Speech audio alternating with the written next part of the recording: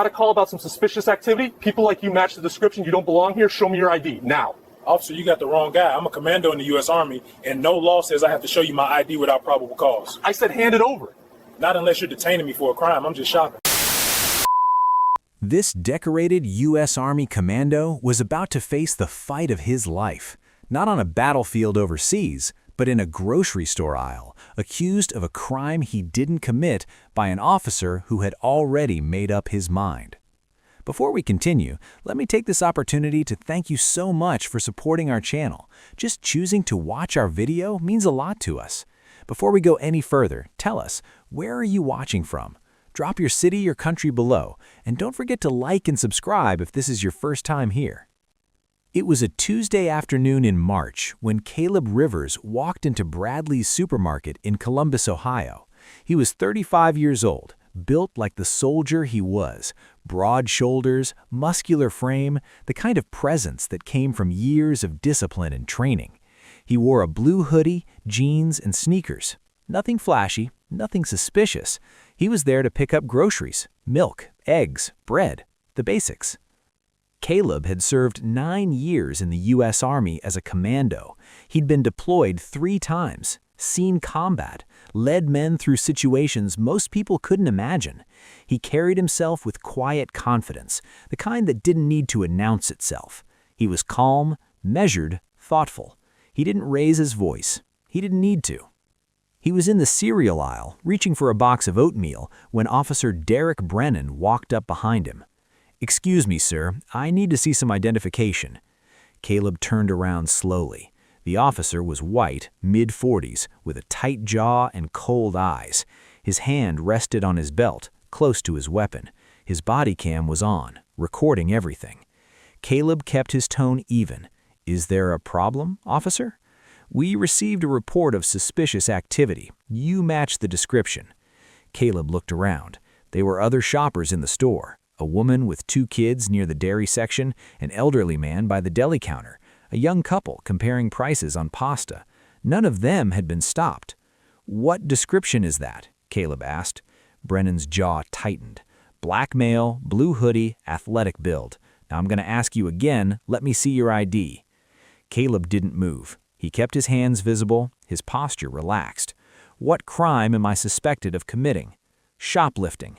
"I haven't left the store. I haven't concealed anything. I haven't stolen anything." Brennan stepped closer.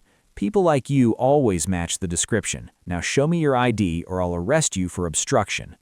The words hung in the air. People like you. Several shoppers had stopped now, watching. A woman pulled out her phone and started recording. Caleb's voice remained calm. "Officer, I'm a U.S. Army commando. I've served this country for 9 years, and no law in this country says I have to show you my ID when I haven't committed a crime." Brennan's face flushed red. "You're refusing to cooperate?"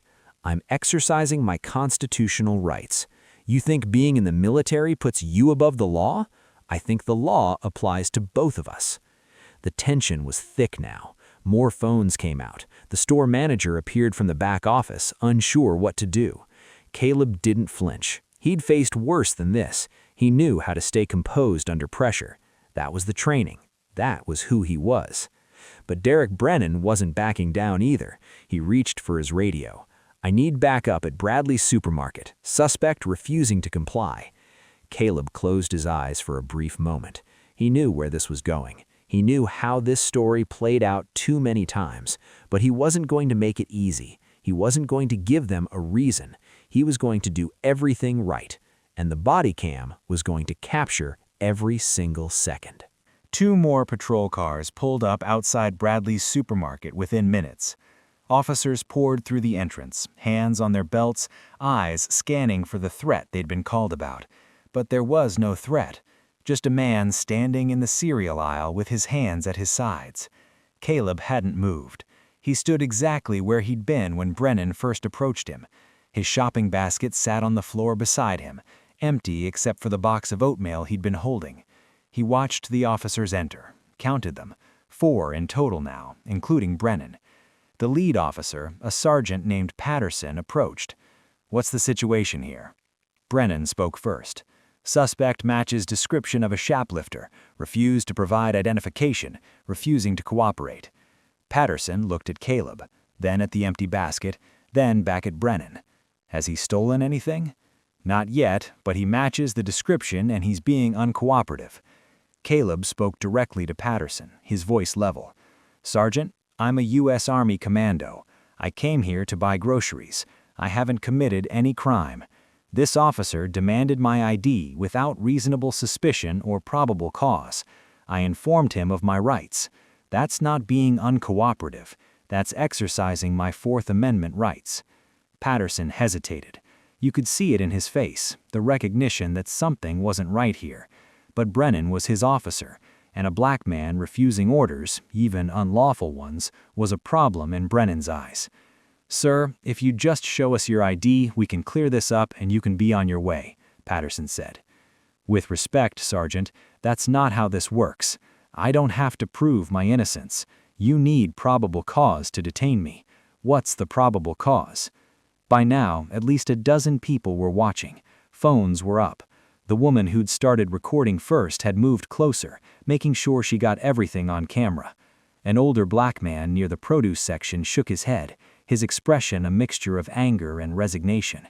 A young white woman whispered to her friend, "This is messed up." The store manager, a nervous man named Glenn, stepped forward. "Officers, I haven't seen this man steal anything. Our security cameras show he just walked in a few minutes ago."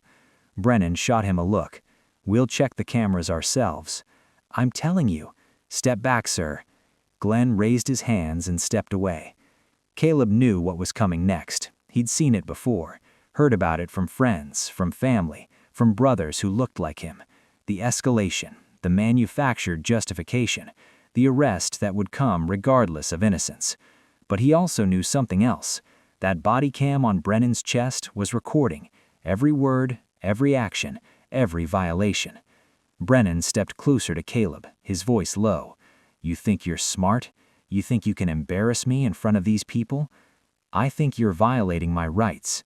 Put your hands behind your back." "On what charge?" "Obstruction, resisting arrest, disorderly conduct. Take your pick." Patterson started to speak. "Brennan, maybe we should—" "He's under arrest." Caleb didn't resist. He placed his hands behind his back slowly, deliberately. He looked directly at the body cam on Brennan's chest as the handcuffs clicked into place. "You are arresting me for shoplifting even though I haven't stolen anything. You are arresting me for obstruction even though I've been cooperative. You are arresting me because I wouldn't show you my ID when I had no legal obligation to do so. I want all of that on record." Brennan tightened the cuffs, too tight. Caleb winced but didn't cry out. "You have the right to remain silent," Brennan began. Around them, people were shouting now. "This is wrong. He didn't do anything. I got it all on video." The elderly man stepped forward. "Son, what's your name? I'll be a witness. I saw everything." "Caleb Rivers," he said clearly. "Thank you, sir." As they walked him toward the exit, Caleb kept his head up. He'd been trained for hostile situations. He'd been trained to stay calm under pressure. But nothing in his training prepared him for being arrested in his own country for the crime of being black in a grocery store. The automatic doors slid open. The sunlight hit his face, and Derek Brennan's body cam. They put Caleb in the back of Brennan's patrol car. The seat was hard plastic, designed to be uncomfortable. The cuffs dug into his wrists. Through the window, he could see the crowd that had gathered outside the supermarket. At least 20 people now, some with phones still recording, others just watching in disbelief. The young woman who'd filmed the initial confrontation was talking to Patterson, gesturing emphatically.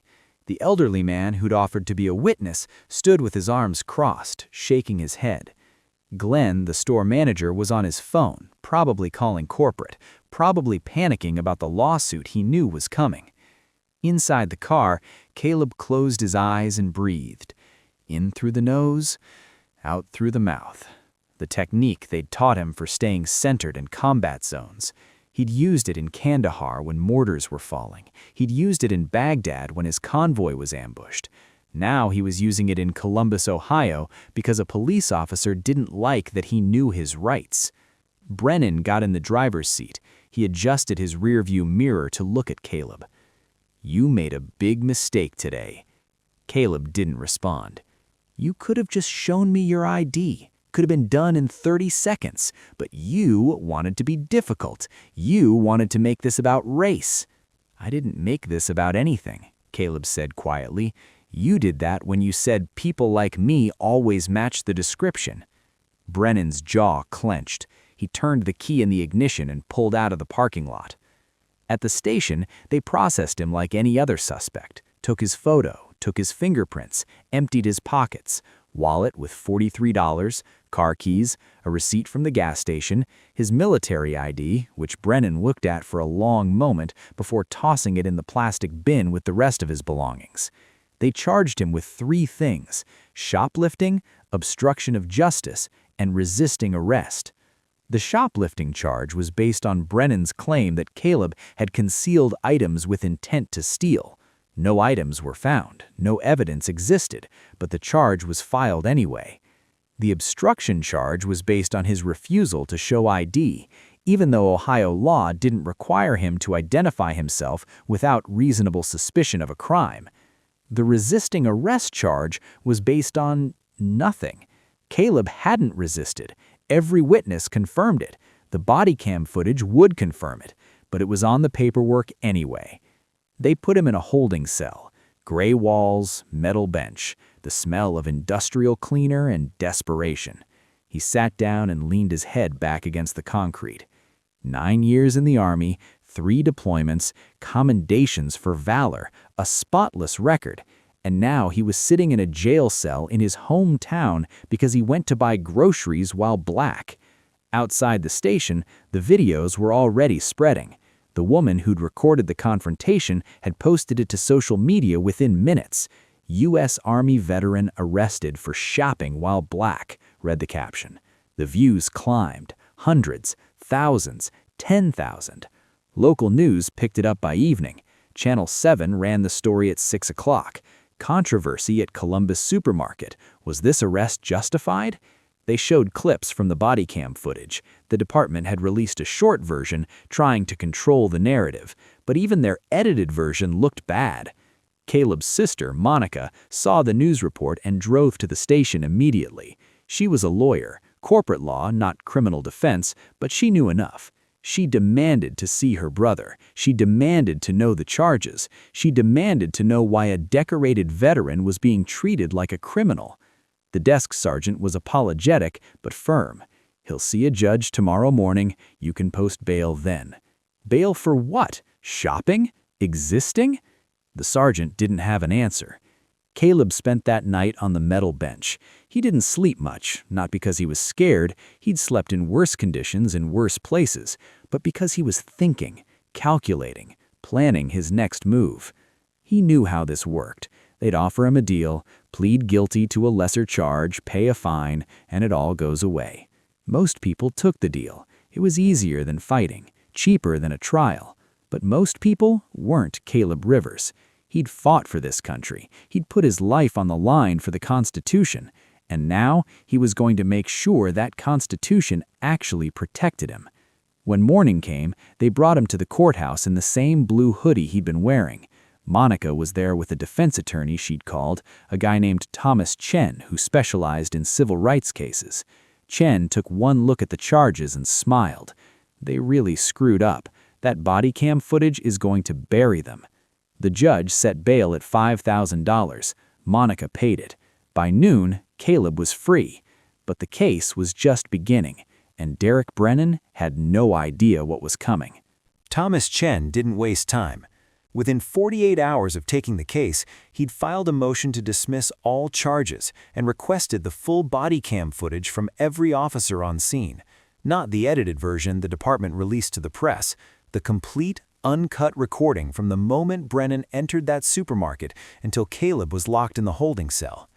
The prosecutor's office fought it at first. They always did.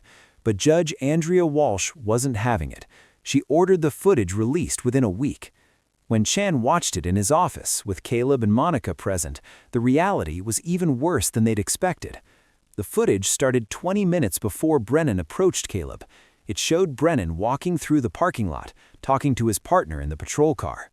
"I'm telling you, this neighborhood's going downhill. Used to be decent, now you got all these people moving in." "What people?" his partner asked. "You know what people." The partner didn't respond. The audio went quiet for a moment. Then Brennan spotted Caleb entering the store. "There's one now. Let's see what he's up to." There was no call about suspicious activity, no report of shoplifting. Brennan made that up. He'd followed Caleb into the store specifically because he was a black man in a blue hoodie, and that was enough. The body cam captured everything that happened next, every word of the confrontation.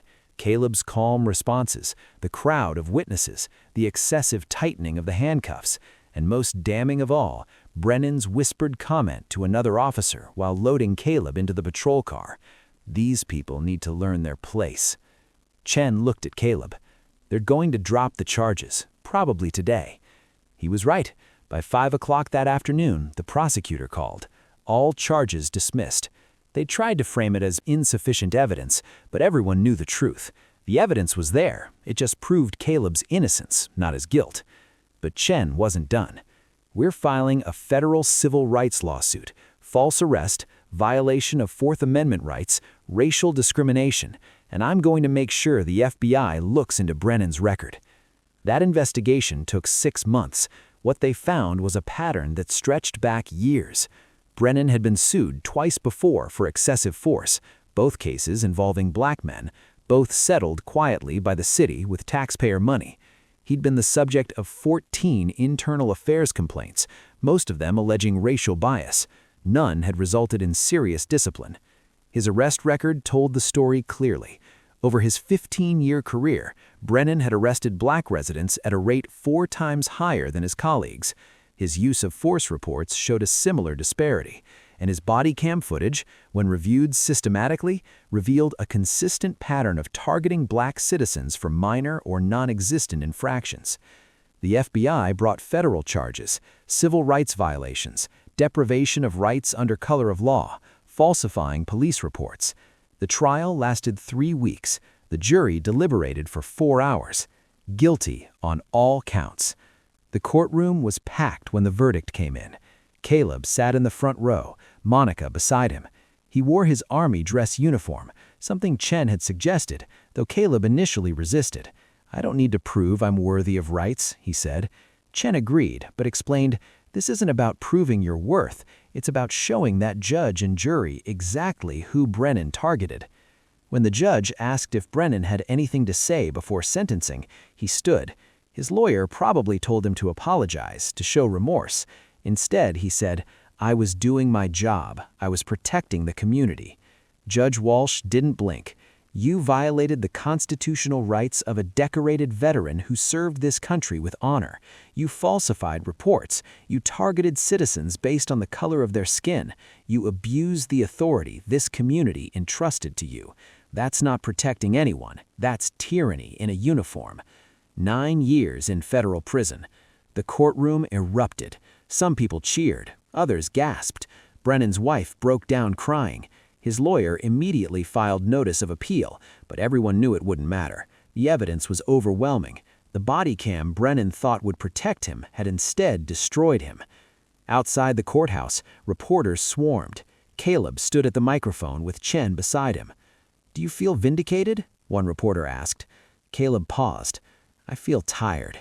I feel angry that this happened in the first place, but I also feel grateful that the system, for once, worked the way it's supposed to.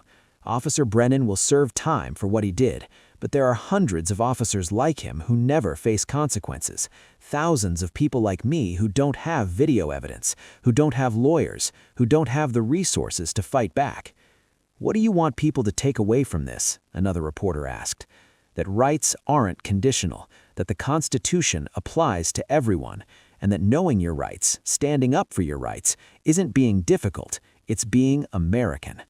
The city settled the civil lawsuit 3 months later, $60,000. It wasn't about the money for Caleb. It never had been. It was about accountability. It was about making sure what happened to him in that supermarket aisle was documented, prosecuted, and punished. The settlement also included mandatory policy changes. Body cam footage would be reviewed randomly and regularly. Officers with patterns of discriminatory behavior would face immediate suspension pending investigation, and the department would undergo comprehensive bias training. Would it be enough? Caleb didn't know, but it was something. The $60,000 settlement check arrived on a Wednesday afternoon. Caleb held it in his hands, staring at the number. It felt surreal, not because of the amount, but because of what it represented. The city's admission in dollars and cents that his rights had been violated, that his dignity had been trampled, that Derek Brennan had been wrong. Monica sat across from him in his living room. "What are you going to do with it?" Caleb folded the check and set it on the coffee table. "I've been thinking about that. Some of it goes to Chen. He earned it. The rest, I want to start a legal defense fund for people who go through what I went through but don't have the resources to fight back." She smiled. "That sounds like you." The money wasn't the victory. The real victory was what happened after. The Columbus Police Department implemented the policy changes as promised. Every body cam recording was now subject to random review by an independent civilian oversight board. Officers with 3 or more substantiated complaints of bias were automatically placed on desk duty pending investigation. The department hired a new training director whose sole job was addressing implicit bias and constitutional policing. Would it fix everything? No, but it was a start. Caleb returned to his life slowly. He'd taken leave from his military duties during the trial, but now he was back. His commanding officer had called him personally after the verdict. "What happened to you was wrong, Rivers, but the way you handled it, that's what we trained soldiers to be. Disciplined under pressure, clear-headed in chaos. You represented this uniform well." Those words meant more to Caleb than the settlement check ever could. But the attention didn't fade as quickly as he'd hoped. His story had resonated with millions. People saw themselves in him, or their sons, their brothers, their fathers. They saw what could happen when you did everything right and still ended up in handcuffs.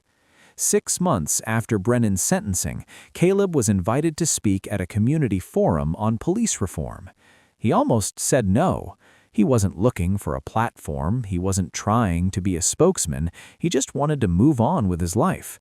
But Monica convinced him. Your story matters, and the fact that you're not angry, that you're not bitter, that matters too. So he went. The room was packed. Community leaders, activists, police officers, citizens who'd had their own encounters with law enforcement. Caleb stood at the podium, looking out at the faces staring back at him. He spoke for 10 minutes. He told them what happened. He told them why he refused to show his ID. He told them about the body cam, the trial, the verdict. And then he said something that surprised even himself. "I don't hate Derek Brennan. I don't wish him suffering, but I believe in accountability. I believe that when someone violates their oath, when they abuse their power, there have to be consequences. Not because we want revenge, but because justice requires it.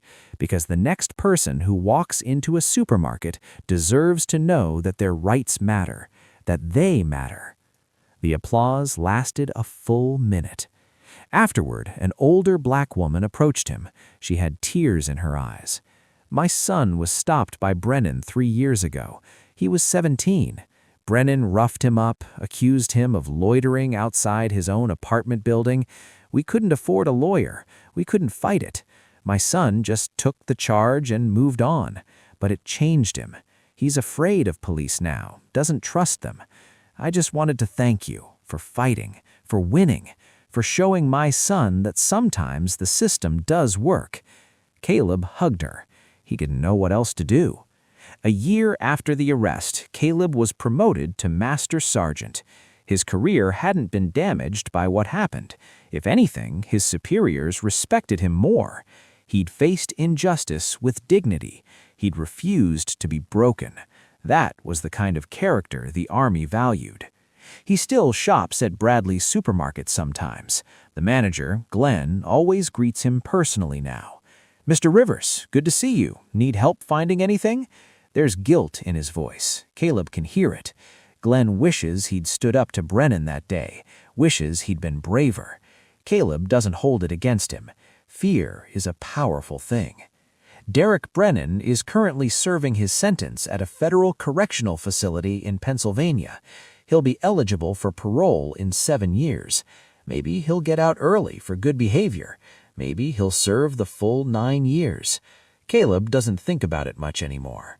What he thinks about is this: he did everything right. He knew his rights. He stayed calm. He didn't escalate.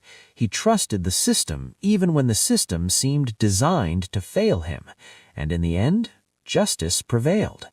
But he also knows he was lucky. Lucky that the body cam was on. Lucky that witnesses recorded on their phones. Lucky that his sister was a lawyer. Lucky that Thomas Chen took his case. Lucky that the footage went viral and created pressure the department couldn't ignore. How many Caleb Rivers are out there right now sitting in jail cells for crimes they didn't commit, without the resources or the evidence or the attention to fight back? That's the question that keeps him up at night.